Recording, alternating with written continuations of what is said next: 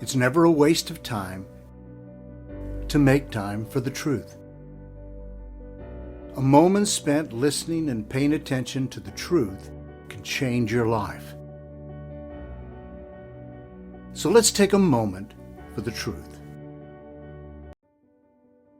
Psalms 119:3 says, "They do no injustice, they walk in his ways."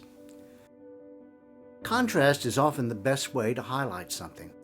For instance, a jeweler lays down a dark cloth before he displays a precious stone, such as a diamond.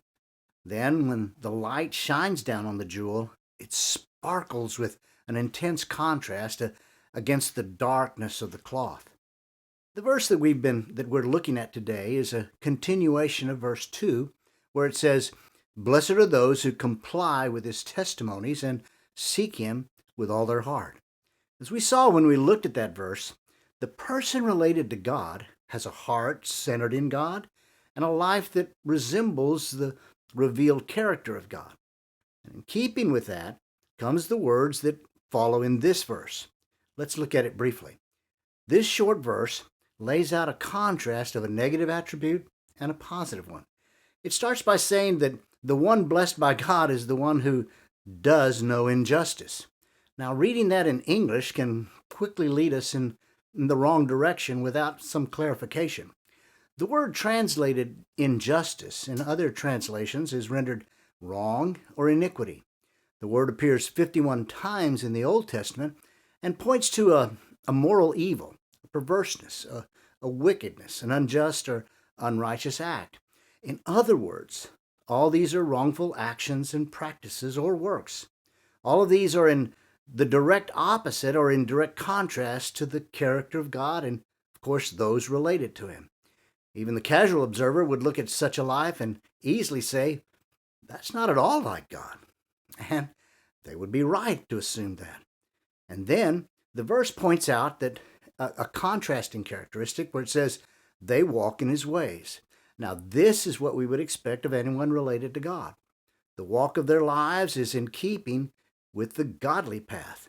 The ways of God become the path with which his child walks. The journey of life of one related to God tracks the steps and the footprints of the one they follow. This is what anyone would expect. It's the opposite that creates confusion with the observer. I mean, an honest question for someone seeing a person on the wrong road or path could easily ask, well, what are you doing here? Or why are you doing such a thing as that? This reminds me of an old children's song. Be careful, little eyes, what you see. Be careful, little hands, what you do. Be careful, little mouth, what you say. Be careful, little feet, where you go. For the Father up above is looking down in love. So be careful. We who know our Heavenly Father are keenly aware when our eyes, our minds, our hands, and feet have wandered from the path. Such things don't bother those who have no true relation to God. But for those of us who do know him, it most certainly does bother us. Perhaps we should remind ourselves when we're tempted to wander. We should sing the little song to ourselves and then pause and take a moment to commit ourselves and say, I will walk in the ways of God, for I am his child. I will follow him. Worthwhile reminder that only takes a moment and puts us on the path that we belong on. And once again, we see that even a moment taken for his truth matters. Thanks for watching and listening to Truth Matters Moment. Also, don't forget to look for our weekly podcast called Truth Matters. It comes out every Wednesday. Catch you later.